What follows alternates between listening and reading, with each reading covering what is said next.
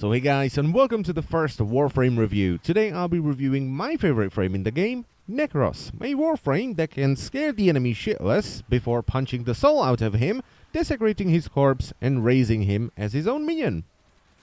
So as the name may suggest, Nekros is a necromancer-themed Warframe. And just in case the name Nekros isn't enough for you, he also looks appropriately terrifying. So first of all, you get Nekros by defeating the infested monstrosity Lephantis in the Orokin Derelict Assassination Mission. And to gain access to the Orokin Derelict Assassination Mission, you will have to go into Market, Equipment, Keys and Drones, and there it is right there. Now you will need a special resource called the Lephantis Nav Coordinate, which you get by playing other missions in the Orokin Derelict.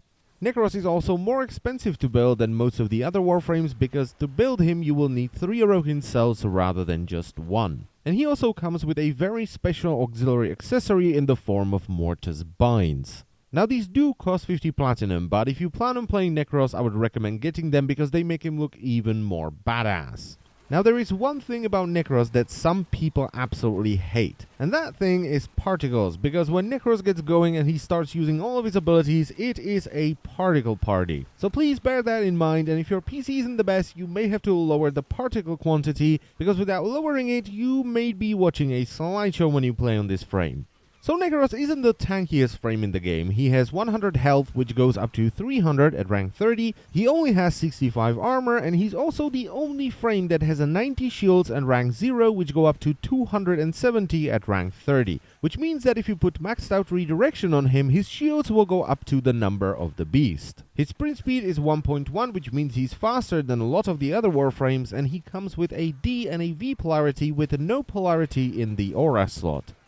Now let's take a look at his ability. So the first one is called Soul Punch. This is a one-handed ability that can be used while reloading, and this simply punches the soul out of an enemy, sending his soulless body flying and damaging enemies it hits. You can punch an enemy that's up to 50 meters away from you, and the initial punch will do 500 impact damage. Then as the soulless body is hurtling through the air, it will deal 50 impact damage to anything it touches, and once the body hits a solid surface, it will deal 100 impact damage in an area of effect. Now this ability is affected by power strength and range, where power strength will affect the initial punch damage and power range will increase the range of the ability. And I should also mention that this ability is completely silent. However, you have to kill the enemy, otherwise if you just punch them and they fly off and don't die, they will alert other units. His second ability is called Terrify, where Nekros releases a psychic blast that causes up to 20 enemies within 15 meters to enter a state of panic for 25 seconds. And while the enemies are running around in panic, they will not attack and they will have their armor reduced by 20%. So you don't really scare them shitless, but more like armorless. Now this ability is affected by power strength, duration, and range, where power strength determines the amount of enemies you can fear with one cast, and it also increases the armor reduction. And by the way, the armor reduction does stack on top of corrosive projection. The duration, of course, affects the duration of the fear, and power range affects the range at which you fear enemies. And just one last thing, you can indeed recast this ability even if there are enemies already affected by it.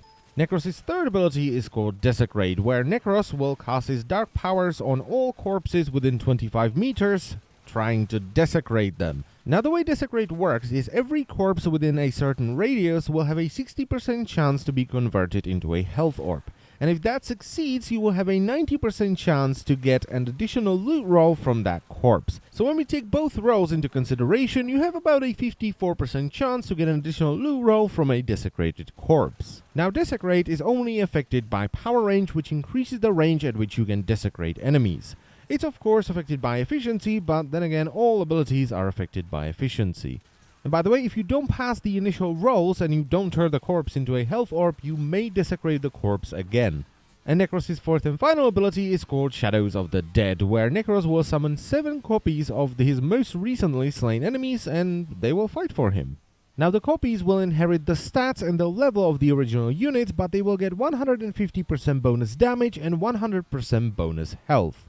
Now the copies will be spawned randomly around Nekros and they will last for 30 seconds. The amount of copies, their damage and health bonus are affected by power strength, and the duration of the copies is of course affected by power duration. Now, the AI of the shadows can be a little bit derpy, because sometimes they're really useful and they fight really well, but other times they just stand around and get shot. But you know, at least the enemies will shoot them instead of you.